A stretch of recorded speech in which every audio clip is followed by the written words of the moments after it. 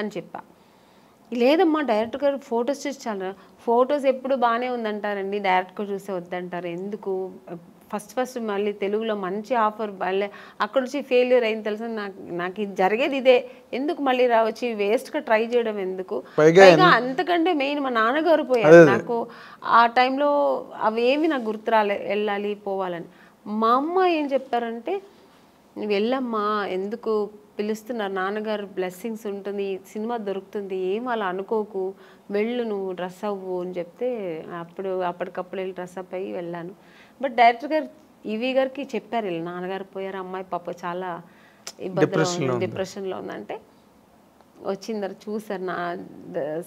ఆయనకు కూడా ఒక చిన్న షాక్ వచ్చింది, ఈ అమ్మాయి అన్నట్టుగా చూసి, ఎందుకంటే ఫొటోస్లో ఇంత చిన్న మేకప్ అవి ఉంటాయి కదా ఫోటోలో, బాగా మేకప్, ఇప్పుడు రెగ్యులర్ మేకప్ ఉంటుంది కదా సార్, డిఫరెంట్ కాస్ట్యూమ్స్ వేసుకొని ఉంటాం, ఒక్కొక్క కాస్ట్యూమ్స్ లో ఒక్కొక్క అందం ఉంటుంది.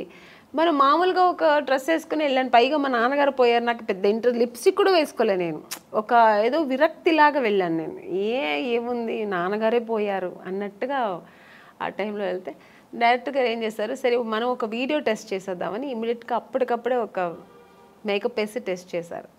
అప్పట్లో వీడియో టెస్ట్ చేశారు, ఆడిషన్ చేశారు ఆయన, అప్పుడు 100% ఓకే, ఇమ్మీడియట్గా అడ్వాన్స్ ఇచ్చి.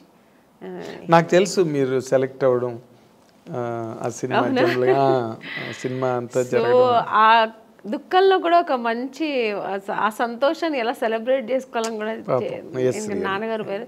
బట్ నిజంగానే ఆయన ఆశీస్సులు, ఆయన బ్లెస్సింగ్స్, దేవుడు బ్లెస్సింగ్స్, ఆ సినిమా దొరికింది నాకు. సినిమా అది కూడా మంచి హిట్ అయింది కూడా. అక్కడి నుంచి నా లైఫ్ తమిళకి దూరం అయిపోయింది, ఇంకా అటు చూడలేదండి, ఇంకా ఫుల్ నా తెలుగు ఇండస్ట్రీలో స్థిరపడడం, ఇంకా తెలుగు ప్రేక్షకులతో దగ్గర అవ్వడం, మంచి మంచి సినిమాలు చేయడం. జమ్మలకిడి పంపు తర్వాత ఇమీడియట్ గా మీకు ఆఫర్లు అవి ఎలాగ వచ్చాయండి? చేస్తున్నప్పుడే రేపటి రౌడీని ఒక సినిమా చేశాను. తమిళ్లో రెహమాన్ అని ఒక హీరో ఉంటారు, రఘు లక్ష్మి గారు దాంట్లో లీడ్ రోల్ చేశారు, నాకు అత్తగారు రోల్, అలా మంచి క్యారెక్టర్, అందులో కూడా హీరోయిన్ రోల్.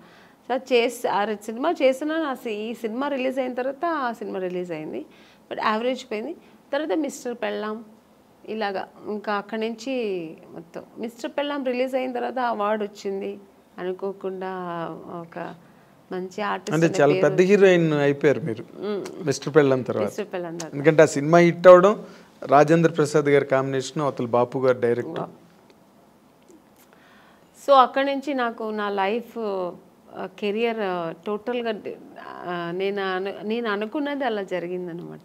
అదే నాన్నగారే చూడలేకపోయాను. ఆ టైంలో మా నాన్నగారు నేను హీరోయిన్ అవ్వాలని నాన్నగారు వద్దన్నారు. తర్వాత నాన్నగారు లేదు నువ్వు చేస్తావు, నీకు ఆ కెపాసిటీ ఉంది, ఎందుకు నీకు ఇంట్రెస్ట్ ఉంది అని నాన్నగారు అప్రోచ్ చేసినప్పుడేమో నాన్నగారు లేరు చూడ్డానికి. అదన్నీ కొంచెం ఆ టైంలో బాధ అనిపించింది. తర్వాత ఇంకా బాధపడడానికి కూడా టైం లేదు, ఇంకా ఆలోచనలే. ఆయన బ్లెస్సింగ్స్ అలాగే దేవుడి బ్లెస్సింగ్స్తో నేను అలా ట్రావెల్ అయ్యాను. కానీ గొప్ప విషయం ఏంటంటే, గొప్ప విషయం అని కాదు, but you have to tell that ఇండస్ట్రీలో అడుగుపెట్టినప్పటికీ అసలు బొమ్మల కొలువులో ఉన్నారు హీరోయిన్స్ అందరూ. ఎంతమంది ఉండాలో సినిమా ఇండస్ట్రీలో అంత ఆ నెంబర్ ఆఫ్ హీరోయిన్స్ మళ్ళీ రిపీట్ అవ్వలేదండి, అంత నెంబర్. నాకు తెలియదండి. యూ కెన్ జస్ట్ థింక్, ఓ పక్కన శ్రీదేవి గారి దగ్గర నుంచి మొదలెడితే విజయశాంతి గారు, రాధా, సుహాసిని, భానుప్రియ, మనోచిత్ర అని ఇంకో హీరోయిన్, వరుస హీరోయిన్లు. ఇంకొంచెం ముందుకు వస్తే సౌందర్య, నగ్మ, రోజా,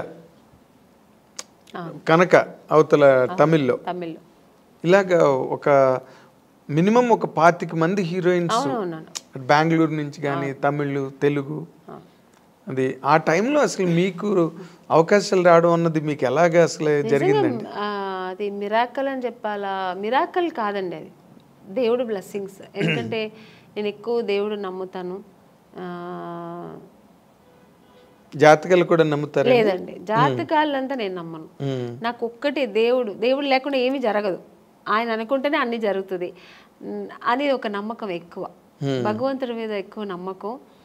అలాగే నాన్నగారు బ్లెస్సింగ్స్ నా మీద ఎక్కువ ఉంటుంది ఎప్పుడు. ఎందుకంటే నేను ఎక్కువ నాన్నగారికి నాన్న అంటే చాలా ఇష్టం నాకు. ఆడపిల్లలకి సాధారణంగా తండ్రి అంటే ఎందుకంటే అమ్మ మీద ప్రేమ లేదని కాదు, ఎక్కువ ఆ నాన్నగారితో గారాబంగా ఉండేదాన్ని. సో అందుకని ఫస్ట్ హీరో నాన్నే కదా ఆడపిల్ల. అందుకని ఇప్పుడు మా నాన్నగారికి ఇంట్లో ఉన్నప్పుడు ఆయనకి దీపం పెట్టకుండా ఉన్నాను. రోజు ఆయనకి దీపం పెడతాను. దేవుడికి అంతే, ఆయన ప్రార్థన లేకుండా ఒక్కరోజు కూడా ఉండదు. పూజ ఒకవేళ చేయకపోయినా దేవుని తలుచుకోకుండా ఒక్కరోజు కూడా ఉన్నాను. సో దేవుడు బ్లెస్సింగ్స్ నాకు ఎక్కువ అని నేను అనుకుంటున్నా, నా నమ్మకం అది.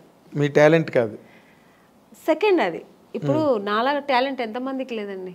ఎవరు వచ్చేప్పుడు టాలెంట్తోనే వస్తారు. చాలా టాలెంట్ చేసుకుని నేను చెయ్యాలి, బాగా చేయాలి అని ఒక అంబిషన్తో వస్తారు. అందరూ సక్సెస్ అవ్వరు కదా. అవును, అది కరెక్ట్.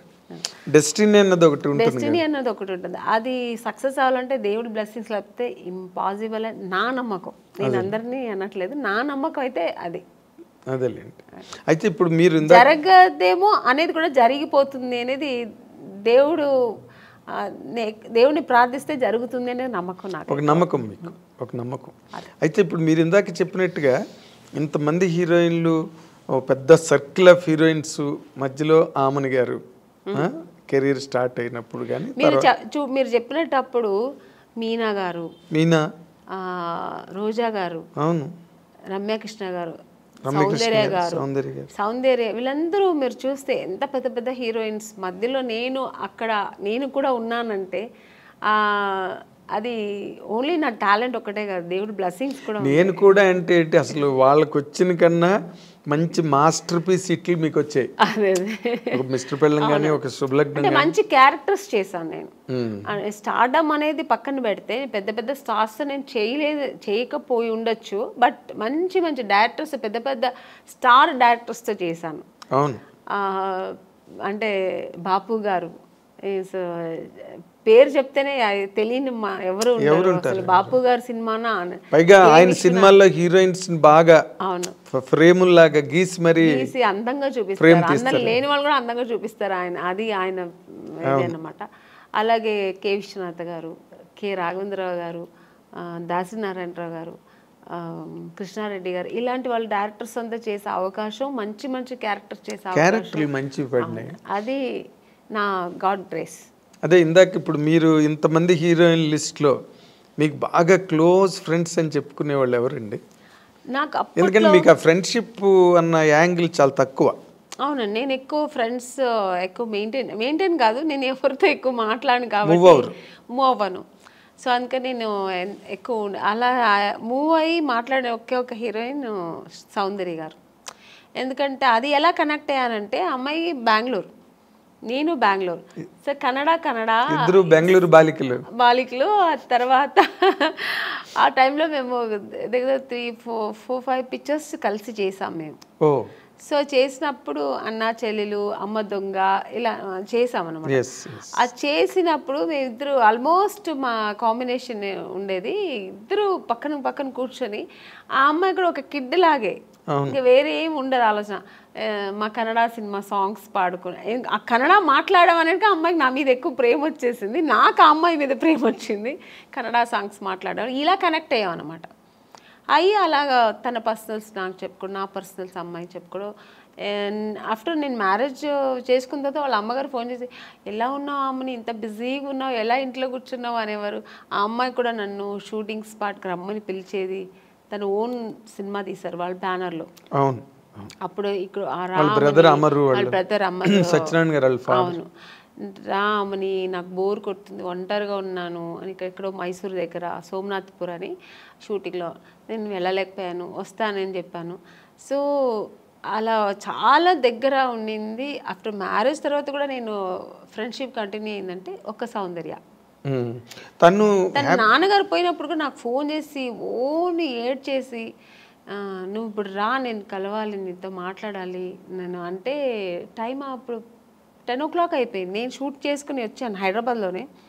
తను ప్రశాంత్ కుటీర్లో ఉంది, నేను హోటల్లో ఉన్నాను. నేను కూడా ఏదో హోటల్లో ఉన్నాను.